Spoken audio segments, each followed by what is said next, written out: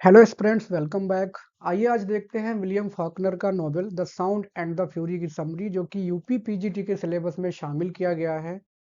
बात करते हैं सबसे पहले इसके टाइटल की, जो कि आपको बताता चलूं लिया गया है मैकबेथ से, जो कि विलियम शेक्सपियर का एक काफ़ी फेमस प्ले है। आपने पढ़ा होगा the sound and the fury.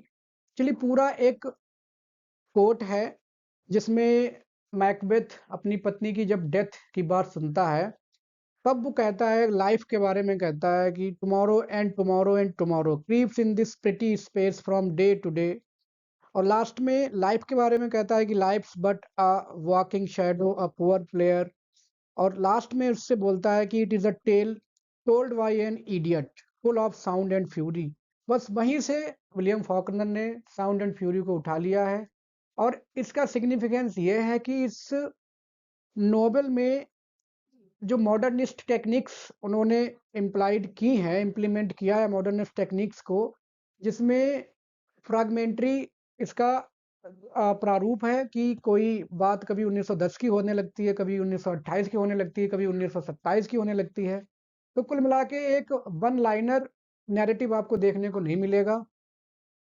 और जिस तरह से एक इडियट के द्वारा बताई गई कहानी बताई गई है इस जिंदगी की, ठीक उसी तरह से जो पहला सेगमेंट है, पहला सेक्शन है इस नोवेल का, बेंजी का, वो खुद एक इडियट होता है, मतलब मेंटली डिसेबल है वो। और उसको इडियट, कॉम्पसन फैमिली का इडियट कहा जाता है क्योंकि वो मेंटली डिसेबल है। तो ये सिग्निफिकेंस हो गया। दूसरा सिग्निफिकेंस ये हो गया कि कॉम्पसन फैमिली कभी बहुत ज़्यादा, ये लोग फेमस थे, बहुत ज़्यादा वेल रेप्यूटेड थे, खूब अच्छे धनी थे। लेकिन अब उनकी ज़िंदगी में, उनके परिवार में ऐसा डिग्रेडेशन हुआ है, ऐसा विघटन हुआ है कि अब आपस में उनके बीच में सिर्फ लड़ाइयाँ ही हो रही हैं, वाद विवाद होते हैं, lots of noise is there. तो ये साउंड, उस तमाम जो ग्रह कलह हो रही है आपस में, जो मतभेद हैं, क्लैशेस हैं, उन सबके बारे में हो गया साउंड। और फ्यूरी का मतलब कि उनकी सबकी जिंदगी पूरी तरह से फ्रस्ट्रेटेड है, दे आर ऑल फ्रस्ट्रेटेड। और कोई किसी से कोई प्यार नहीं कर रहा है, बस सरफेस लेवल पर वो लोग जुड़े हुए हैं एक दूसरे से, सारे characters. But internally there is no love और म्यूचुअल रिस्पेक्ट, अंडरस्टैंडिंग लेफ्ट। कुछ भी नहीं बाकी है, बस सिर्फ और सिर्फ नॉइजेस और फ्रस्ट्रेशन है। तो साउंड और फ्यूरी का मतलब यही हो गया, नॉइजेस और फ्रस्ट्रेशन। और टोल्ड बाय एन इडियट मतलब बेंजी का जो पहला सेक्शन है, तो उसको ये सिग्निफाई करता है, the sound and the fury. Macbeth के जो कोटेशन है, विलियम शेक्सपियर का प्ले मैकबेथ, उससे लिया गया है, जो एग्जाम में पूछा जा सकता है। काफी डिफिकल्ट नॉवेल माना जाता है समझने के हिसाब से, लेकिन मैं पूरी कोशिश करूंगा कि आपको उसकी कहानी बता दी जाए, जिससे कि कोई क्वेश्चन अगर थीम पूछी जाए, कुछ कैरेक्टर पूछा जाए, तो definitely you will be able to answer that question correctly. यही मेरा मकसद रहेगा। विलियम फॉकनर ने 1927 में एक स्टोरी लिखी थी, ट्वाइलाइट जिसका नाम था। धीरे धीरे स्टोरी डेवलप होती गई। डेवलप होने के बाद 1929 में उन्होंने पूरी तरह से इसको एक नॉवेल फॉर्म में कन्वर्ट कर दिया था, और नाम रख दिया था साउंड एंड द फ्यूरी। 1929 में ये पब्लिश हुआ था। जब ये नॉवेल पब्लिश हुआ तो इसको मॉडर्निस्ट वर्क्स का अमेरिकन लिटरेचर में one of the greatest work कहा गया, क्योंकि जो टेक्निक्स हैं, फ्रैगमेंटरी नैरेटिव है, कभी पास्ट की बात, कभी फ्यूचर की बात, कभी कहीं कभी कहीं, तो ओवरऑल कैरेक्टराइजेशन, प्लॉट, सेटिंग, तमाम चीज़ें मॉडर्निस्ट हैं। तो उस हिसाब से इसको क्लासिक कहा गया of American literature in modernism. इसके अलावा अपने इनोवेटिव एक्सपेरिमेंटल स्टाइल के लिए भी ये नोबेल काफ़ी जाना जाता है। जानबूझ के भी उन्होंने कुछ डेलिबरेट कॉम्प्लेक्सिटी इसमें शामिल की है विलियम फॉकनर ने। जैसे आजकल बहुत सारी बॉलीवुड मूवीज या हॉलीवुड का भी रहता है थोड़ा सा ट्रेंड, कि अगर फेमस होना है तो जानबूझ के कुछ ऐसा करो कि लोग उसके बारे में बात करें। और जब लोग ज़्यादा बात करेंगे तो विख्यात तो नहीं तो कुख्यात तो हो ही जाएंगे, तो कहीं ना कहीं उसका फ़ायदा वो लोग उठाते हैं।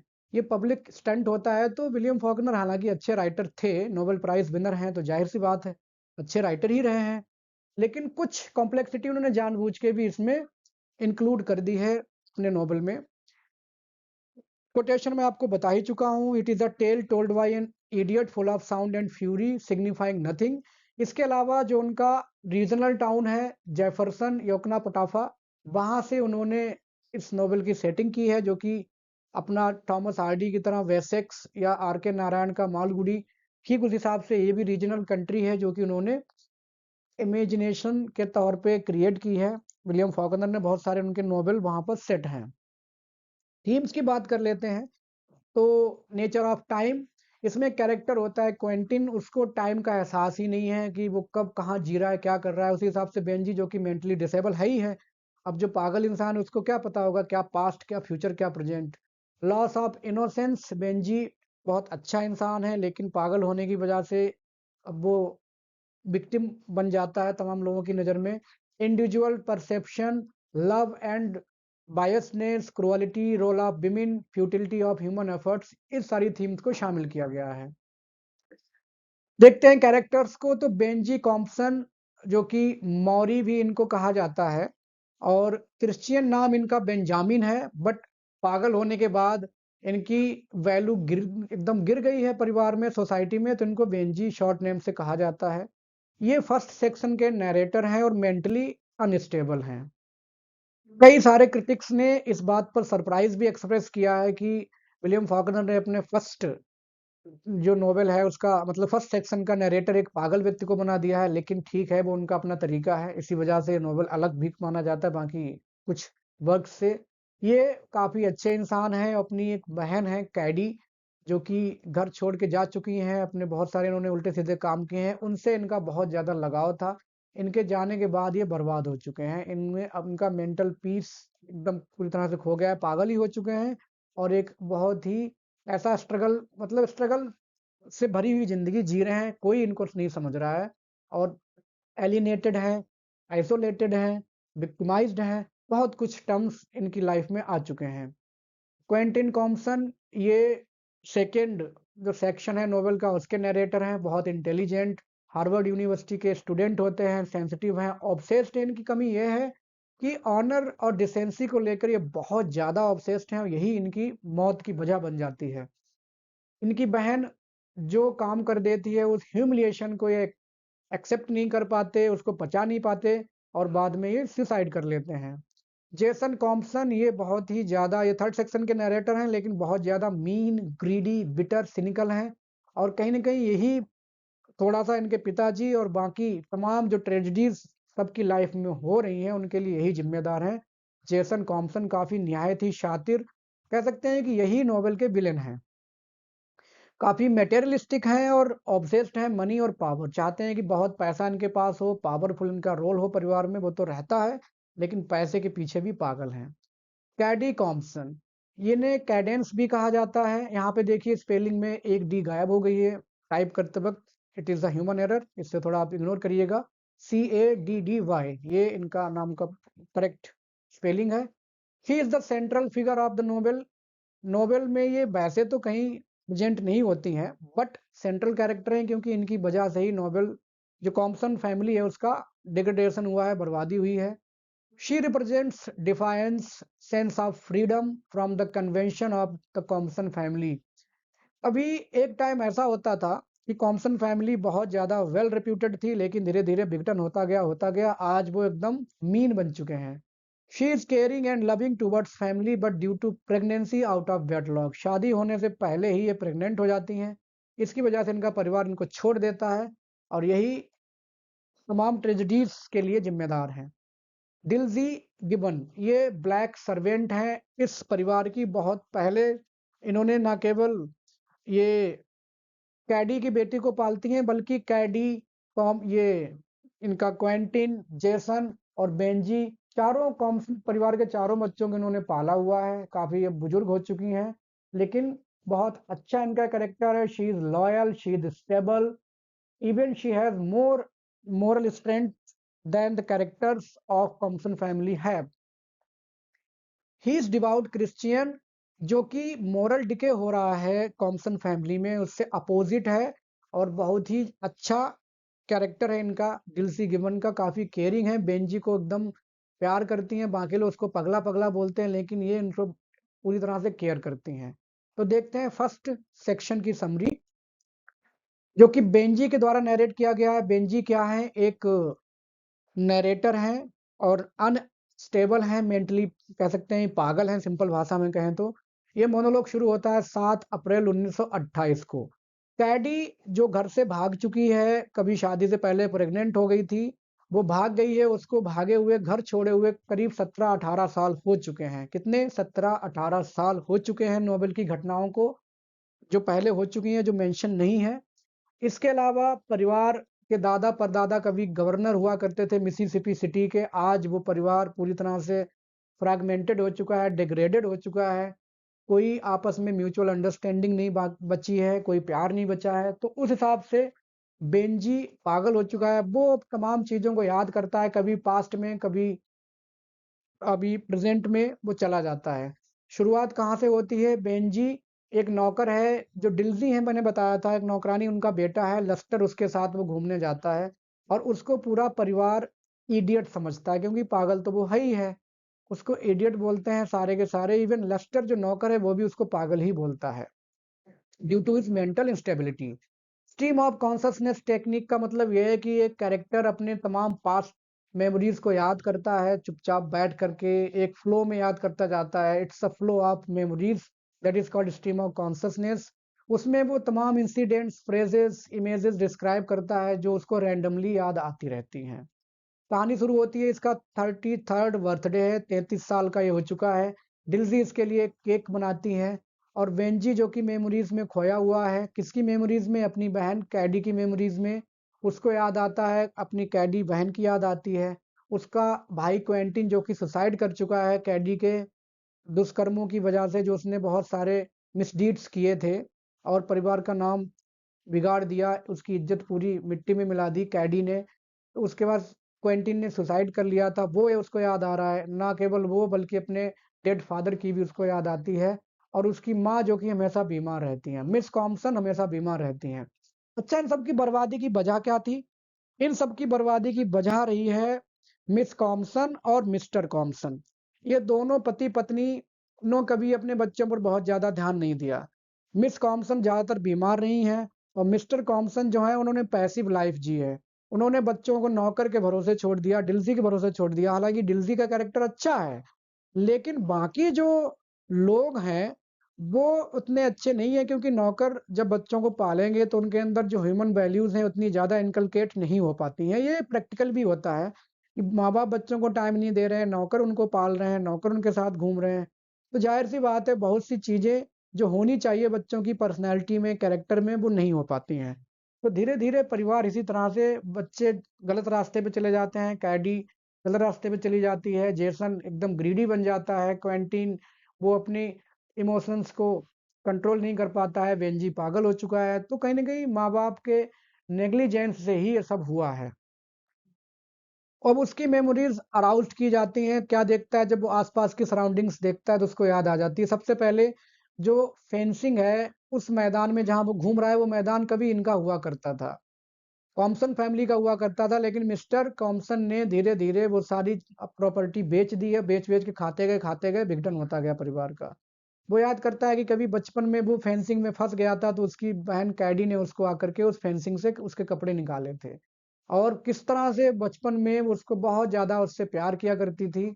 और इस तरह से वो याद करता है। आगे वो याद करता है कि किस तरह से उसके एक चाचा थे, वो बगल की एक कोई आंटी थी, मिसिस पैटरसन, उनसे उनका अफेयर था और उस अफेयर में वो इस्तेमाल किसका करते थे? कैडी और बेंजी का। कैडी और बेंजी के द्वारा वो मिसिस पैटरसन के लिए लेटर भिजवाया करते थे लिख करके। अब देखिए, यही एक कहा जाए तो इमोरल एक्ट है। अपने एक इमोरल अफेयर में वो छोटे छोटे बच्चों का इस्तेमाल करते थे। इनकी उम्र वही 7 6 7, उस समय 7 साल का था ये बेंजी। 7 साल के बच्चे का इस्तेमाल कर रहे थे अपने अफेयर में। तो कुल मिला के ये उस इमोरल एस्पेक्ट को दिखा रहा है, जो उस परिवार में इमोरलिटी बढ़ती जा रही थी, बढ़ती जा रही थी। लस्टर अब ये सब यादें करके बेंजी क्या है, रोने लगता है। तो लस्टर उसको डांटता है बेंजी को, अरे यार चुप हो जा भाई, तू दिमाग खराब करता रहता है, जो भी जैसे भी। उसको अच्छा नहीं लगता, क्योंकि वो उसका है तो नौकर, लेकिन बेंजी पागल है तो नौकर भी उसके ऊपर हावी है, इवन लस्टर भी उसके ऊपर हावी है। बेंजी बेचारा दुखी हो जाता है कि इवन नौकर भी मेरी वैल्यू नहीं कर रहा है, हर्ट हो जाता है, लेकिन करे तो करे क्या। अब उसे पानी का एक तालाब दिखाई देता है। पानी के तालाब को देखने से उसे याद आ जाता है कि किस तरह से बचपन में वो लोग आते थे चारों, 3 भाई और चौथी उनकी बहन कैडी, और खूब आराम से उस पानी में खेला करते थे। एक दिन कैडी थोड़ा उस पानी में भीग गई, भीगने के बाद उसने क्या किया, वो बहुत फ्रैंक आइडियाज की थी, वो अपनी ड्रेस उतार देती है। क्वेंटिन को ये बुरा लगता है कि उसकी बहन मतलब इस तरह से न्यूड हो गई, सब उसको देखने लगे। तो क्वेंटिन ने उसको स्लैप किया, थप्पड़ मारता है और कहता है कि तुम कितनी बेवकूफ हो, तुम्हें यही नहीं पता कि कहाँ कपड़े उतारने कहाँ नहीं उतारने। पब्लिक प्लेस पे इस तरह से कपड़े उतारना क्वेंटिन को अच्छा नहीं लगा। तो ये एक्टिविटी, ये वाला जो एक्ट है, ये दिखा रहा है कि किस तरह से क्वेंटिन ऑब्सेस्ड था अपनी बहन, अपनी परिवार, उन सबके ऑनर के प्रति। तमाम कंफ्यूजिंग मेमोरीज बेंजी के मन में आती हैं, जाती हैं। वो याद करता है कैसे उसकी बहन उसको इतना प्यार करती थी, कैसे उसके पापा पैसिव जिंदगी जीते थे, तमाम बातें वो याद करता है। अब उसको याद आता है कैडी की मैरिज का, और उसकी अपनी दादी की डेथ की भी याद आती है। क्वेंटीन की सुसाइड की याद पहले भी कर चुका था, फिर से याद करता है। ये तमाम मेमोरीज आती हैं और वो बहुत ज़्यादा डिस्टर्ब हो जाता है। ऊपर ऊपर से इन सब मेमोरीज का सिंबॉलिकल मीनिंग ये है कि किस तरह से decay and uncontrollable rampage of death, Thomson के परिवार में किस तरह से मौत, कभी क्वेंटी ने सुसाइड कर ली, कैडी भाग गई है तो कैडी भी एक तरह से मरी ही समझी जाती, क्योंकि परिवार ने उससे पूरे संबंध तोड़ दिए हैं। तो सिंबॉलिकली वो डेड है, मिस्टर कॉम्सन की डेथ हो चुकी है। तो ये डेथ बहुत सारी हुई हैं, तो एक रैम्पेज हुआ है डेथ का इस कॉम्सन परिवार में। लस्टर और वेंजी, अब ये प्रेजेंट की बात है, ये गोल्फ मैदान में जहाँ घूम रहे थे वहां से घर आते हैं अपने घर पे, और घर पे आकर के इनको कौन मिलता, मिस क्वेंटीन। अब ये मिस क्वेंटीन कौन है, ये बेटी है कैडी की, जो बेटी शादी से पहले इसके अपनी माँ के पेट में आ गई थी, ये वो है मिस क्वेंटीन। और इसको कैडी के पति ने अपनाने से मना कर दिया था, उसने कहा था मेरी नहीं है। तो इसको कौन पाल रहा है, ये लोग पाल रहे हैं, मतलब ये कौन हुए, इसके मामा हुए, बेंजी, जेसन और क्वेंटिन जी सुसाइड कर चुका है, और मिस कॉम्पसन जो कि नानी है। तो ये अपने ननिहाल में रह रही है। इसकी माँ शादी करने के बाद अपने हस्बैंड के साथ चली गई, जिसको उसके हस्बैंड ने इसकी बेटी को, अपनी बेटी को एक्सेप्ट नहीं किया था। अब ये बेंजी से नफरत करती है, मिस क्वेंटिन बेंजी से नफरत करती है क्योंकि वो पागल है। अब अगर उसके अंदर ये फीलिंग्स सिखाई गई होती, या अगर वो अपनी माँ के साथ रह रही होती, तो डेफिनेटली अपने मामा से नफरत नहीं करती। उनके पागलपन के प्रति उसमें सिंपैथी होती, लेकिन उसमें भी ह्यूमन वैल्यूज की कमी है। तो वो अपनी मामा से बहुत ज्यादा नफरत कर रही है, क्योंकि वो उन्हें पागल समझती है, पागल तो वो है ही है। आगे जो मेमोरीज उसके अंदर आती हैं, तो उसको याद आता है जेसन क्रूएलिटी। जेसन जो कि उन भाई बहनों में बड़ा है, ये सब पर पूरा अधिकार जमा के रखता था, और जब ये लोग खेला करते थे उनके सारे खिलौने आकर के छीन के फेंक देता था, और कैडी को पीटा करता था कि तू बहुत ज्यादा लड़कों के साथ घूमती है, तेरा ये बिहेवियर, ओपन और फ्रैंक बिहेवियर हमारे परिवार में बदनामी ला रहा है, और तू लड़कों के साथ खेलना बंद कर। तो उसको मारा पीटा करता था। लेकिन कैडी, मैंने जैसा कि पहले बताया कि उसके मम्मी पापा ध्यान ही नहीं दे पाते थे। अब ध्यान नहीं देंगे तो बच्चे अपने स्वच्छंद थोड़े से हो जाते हैं, बुरी संगति में पड़ जाते हैं। तो कैडी जो है वो बुरी संगति में पड़ गई थी, और वो बाकी लोगों लड़कों के साथ ज्यादा घूमती थी, और इसी वजह से बिफोर मैरिज वो प्रेग्नेंट भी हो जाती है। प्रेजेंट टाइम में बेंजी घर आता है और उसको लेस्टर बिस्तर पे लिटा देता है, तो उसको फिर याद आ जाती है कि कैसे उसकी बहन कैडी बड़े प्यार से उसको बिस्तर पे लिटाती थी और उसका ख्याल रखती थी। तमाम जो भी सिचुएशंस हैं जिनमें वो हर्ट होता है बेंजी, उस हर सिचुएशन में अपनी बहन कैडी को याद करता है। कैडी भले ही कैरेक्टर वाइज मोरल ना रही हो, लेकिन अपने भाई बेंजी के प्रति वो बहुत ज्यादा सिंपैथेटिक और केयरिंग थी, और यही बात बेंजी मिस करता रहता है। बेंजी को जो लोग मौरी कहते हैं उसको पसंद नहीं आता है, क्योंकि उसको पसंद है बेंजामिन कहना, जो कि उसका क्रिश्चियन नेम है। बेंजी को एक बार एक स्कूल के बाहर वो घूम रहा था, तो एक लड़की को थोड़ा सा कंफ्यूजन हो गया। उसको लगा कि बेंजी उसको छेड़ रहा है, उसने आकर के शिकायत कर दी। तो जेसन क्या करता है, बेंजी को कास्ट्रेट करवा देता है। कास्ट्रेट मतलब इम्पोर्टेंट करवा देता है, जिससे कि आने वाले टाइम पे कुछ ऐसा वैसा ना हो। तो बेंजी एक पागल है, ऊपर से कास्ट्रेटेड भी है, जो कि उसके भाई जेसन ने ही करा दिया था उसको, ड्यू टू दैट कंफ्यूजन। हालांकि जेसन जानता था कि उसने लड़की को नहीं छेड़ा है, फिर भी अपना ईगो सेटिस्फाई करने के लिए, या अपने आप को वो क्वालिटी अपनी साबित करने के लिए, उसने बेंजी को कास्ट्रेटेड करा दिया था। नेक्स्ट सेक्शन क्वेंटीन का है, जो कि हार्वर्ड यूनिवर्सिटी का स्टूडेंट था, और अपने एक सहपाठी के साथ उस रूम में रहता था। सुबह सो करके उठता है अपने हॉस्टल के कमरे में, और अपनी वॉच को देखता है।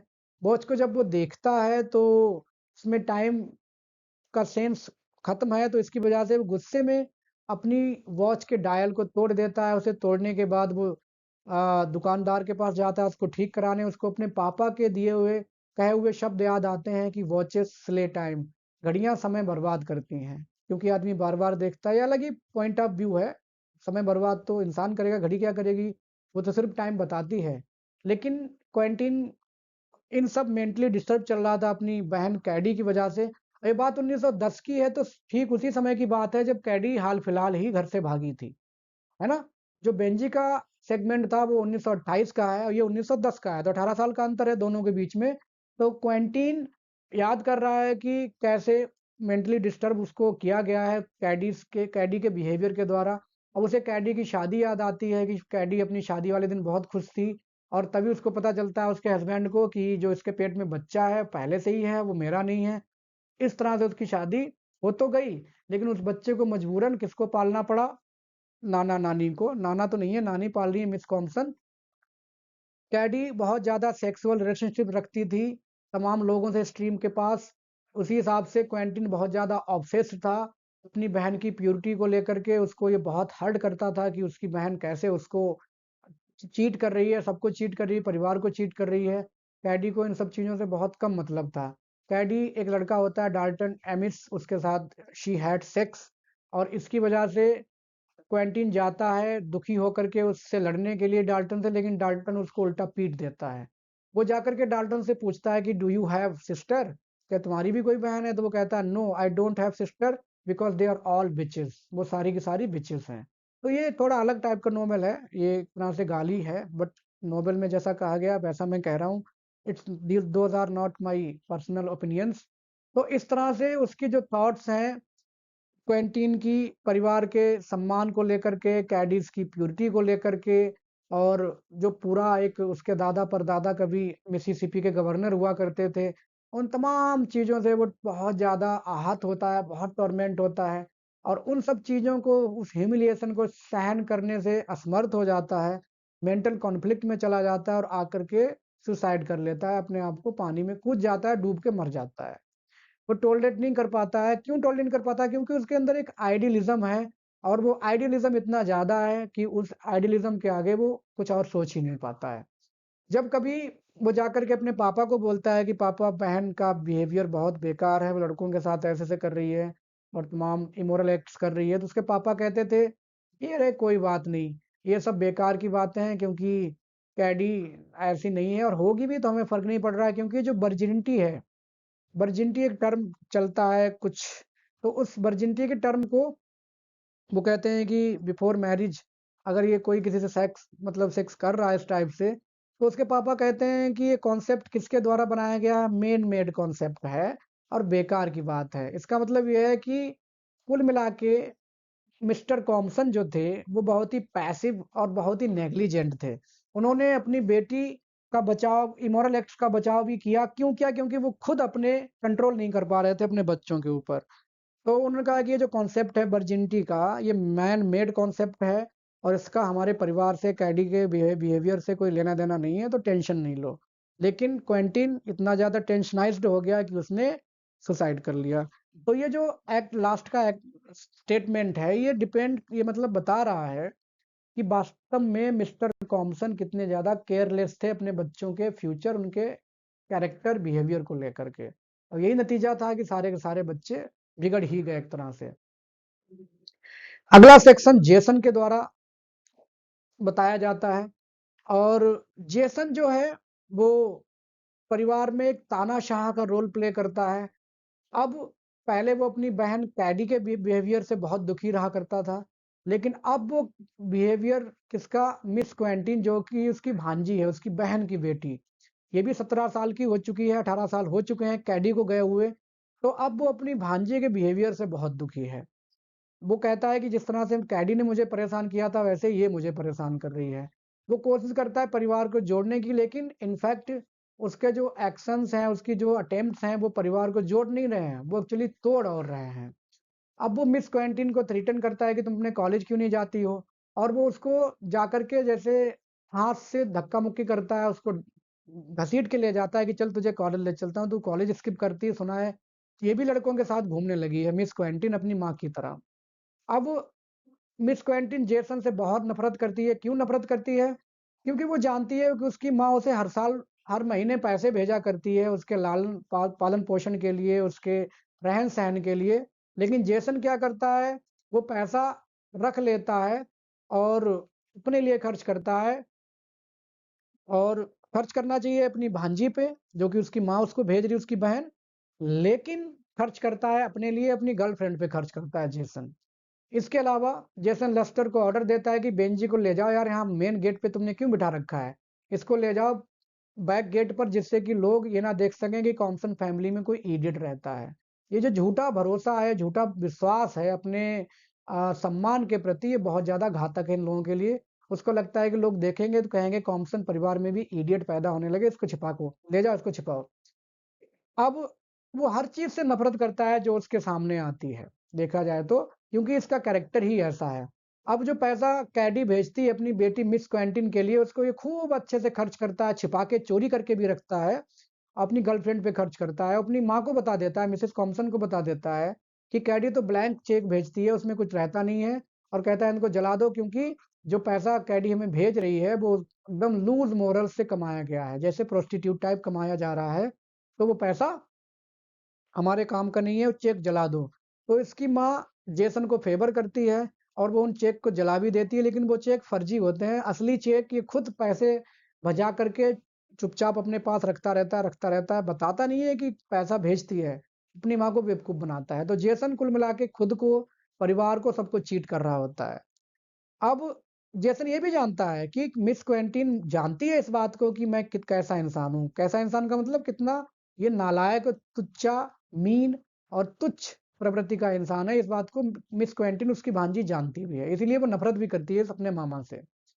आगे वो ये भी याद करता है कि कैसे मिस क्वेंटीन, अब उसके जो यादें आ रही हैं वो मेमोरीज की बात हो रही है, स्ट्रीम ऑफ कॉन्शसनेस की, कि कैसे मिस क्वेंटीन को लाया गया था कॉम्पसन परिवार में, जब कैडी के होने वाले हस्बैंड ने कह दिया था कि मेरी बेटी नहीं है, मेरा बच्चा नहीं है, इसको वापस परिवार में अपने छोड़ के आओ, तब मैं शादी करूंगा। तो इस तरह से मिस क्वेंटीन को पाला जा रहा है मिस कॉम्पसन और इन सब के द्वारा। अब तब कैडी की शादी हो पाई। अब कैडी से नफरत क्यों करता है जेसन, इसकी नफरत की वजह ये भी है कि कैडी की जो शादी तय हुई थी, उसके हस्बैंड ने बोला था जेसन से कि मैं तुम्हें बैंक में जॉब दिलवा दूंगा। लेकिन जैसे उस हस्बैंड को पता चला, उसके होने वाले हस्बैंड को पता चला था कि कैडी तो पहले से ही प्रेग्नेंट है, किसी और बच्चे की माँ, तो उसने शादी नहीं की। इसकी शादी बाद में किसी और से की जाती है, वो भी अपने बच्चे को नहीं अपनाता, जो कि मिस क्वेंटिन यहाँ रह रही है। लेकिन जेसन की जो जॉब लगने वाली थी बैंक में, वो नहीं लग पाई। तो इस वजह से जेसन कैडी से, मिस क्वेंटिन से, ओवरऑल सभी से नफरत करता है, क्योंकि उसको एक कंपनी में स्टोर में क्लर्क का काम करना पड़ रहा है। वो बहुत ही वैसी जिंदगी जी रहा है, स्ट्रगल वाली। अगर उसकी बैंक में जॉब लग गई होती तो डेफिनेटली वो अच्छी जिंदगी जी रहा होता। तो ये भी वजह है कैडी से, मिस क्वेंटिन से नफरत करने की जेसन की। इसके अलावा जो भी कैडी उसको डॉलर एक दिन उसने कहा होगा कैडी ने कि मुझे अपनी बेटी को देखना है, तो जेसन ने उससे $1000 ले लिए। $1000 ले लिए, तब थोड़ा सा चेहरा दिखाया था मिस क्वेंटीन का कैडी को। और ये भी बोल रखा है इस पूरे परिवार ने कि कैडी कभी भी इस घर में नहीं आ सकती, उनने सबने उससे सारे संबंध तोड़ रखे हैं। जेसन को अपने पिता की डेथ भी याद आती है। वो बहुत ज्यादा मीन स्पिरिटेड और टॉन्टिंग नेचर का है, हमेशा टॉन्ट मारता रहता है सबके ऊपर। अपने घर में वो एक लॉर्ड की तरह बिहेवियर करता है, अपने सारे बनाए हुए नियम को सबके ऊपर लादता रहता है, जबरदस्ती करता रहता है कि नहीं, मैं जो चाहूं वही होना चाहिए। इसके अलावा वो बेंजी को असाइलम में भेजने की कोशिश भी करता है कि मैं इसको असाइलम में भेज दूंगा, क्योंकि अ, मैं ऐसे, मतलब ये उसको पसंद ही नहीं करता है। वेंजी कम से कम चाहता है कि असाइलम भेज दिया जाए। वो बहुत ज़्यादा मैनिपुलेटिव, मीन और बहुत ही बदला लेने वाला, और जो भी गलती वो कर रहा है, जो भी बुराइयां कर रहा है, उसके प्रति उसके अंदर कोई सेंस ऑफ रिग्रेट भी नहीं है। जो भी बुराइयां कर रहा है उसको बहुत ही प्राउडफुली करता है। कोई sense of regret, sense of shame कुछ है ही नहीं उसके अंदर। तो कुल मिला के नोवेल का हम कह सकते हैं कि विलेन है Jason Thompson. Section fourth third person narrative के हिसाब से शुरू होता है। सेक्शन फोर्थ में जो मोनोलॉग है वो थर्ड पर्सन ओमनिशेंट नैरेटर है, जिसमें वो सब घटनाओं के ऊपर अपना ऐसे ही व्यू दे रहा है। इवेंट्स कब की हैं? ईस्टर संडे की हैं, जो रिसरेक्शन का डे माना जाता है क्रिश्चियनिटी में, ईसा मसीह के। डिल्जी जो सर्वेंट है वो अपना काम कर रही है। मिसेस कॉम्पसन उसको बोलती है कि ब्रेकफास्ट तैयार कर देना जेसन के लिए और बेंजी को तैयार कर देना, क्योंकि बेंजी पागल है तो अपना कोई भी काम खुद से नहीं कर पाता है। डिल्जी सारे काम रोज भी करती है, मिसेस कॉम्पसन उससे ना भी कहती तब भी वो सारे काम खुद ही करती है। वो बहुत ईमानदार है, लॉयल है, मोरल है अपने कैरेक्टर में। जेसन चाहता है कि जो ब्रेकफास्ट बन गया उसमें मिस क्वेंटिन भी आकर के हिस्सा ले और वो भी शामिल हो जाए, क्योंकि वो सो रही होती है। अब उस जब वो नहीं आती है तो उसको सस्पिशन होता है कि मिस क्वेंटिन अभी तक उठी क्यों नहीं। वो जाता है अप स्टेयर्स, सीढ़ियों से ऊपर उसको उठाने, देखने कि ये आए और ब्रेकफास्ट में हिस्सा ले सबके साथ। लेकिन जब वो देखता है कि वो उसको वहां नहीं मिलती है, वो गायब हो चुकी है, इसके अलावा उन तमाम हजारों डॉलर्स जो उसने संभाल के रखे हुए थे अभी तक, चोरी कर करके कैडी के द्वारा जो क्वेंटीन को भेजे जाते थे, उन पैसों को उसने चुरा चुरा के रखा था। तो तमाम डॉलर्स मिस क्वेंटीन लेकर के गायब हो गई है। ये लो, इतने दिन से चोरी कर रहे थे, वो चोरी किसी काम की नहीं निकली। जेसन एकदम फ्रस्ट्रेशन में सोचता है, अरे ये क्या हुआ, मतलब उस लड़की ने, 17 साल की लड़की ने मुझे बेवकूफ बना दिया। बहुत ज्यादा गुस्से में उसको ढूंढने निकल जाता है। उसे मिस क्वेंटीन की चिंता नहीं है, उसे चिंता इस बात की है कि उसने उसको धोखा कैसे दे दिया और कैसे वो उससे ज्यादा ज्यादा आउटबिटेड, कितने शातिर निकली है, इस बात का उसे गम है। क्वेंटीन की चिंता नहीं है, आए ना आए, मिस क्वेंटीन की चिंता नहीं है। वो चाहता है जो भी हो उसके साथ हो, बट पैसा जो है वो मुझे मिल जाए। मेरी लड़की मुझे बेवकूफ कैसे बना सकती है, क्योंकि ये बहुत ज्यादा एगोइस्टिक है। इसको ये बर्दाश्त नहीं हो रहा है कि 17 साल की लड़की मुझे बेवकूफ बना के चली गई। अब वो एक सर्कस में जाता है जहां पर जो उसका लवर था, मिस क्वेंटिन का, सर्कस में काम करता था।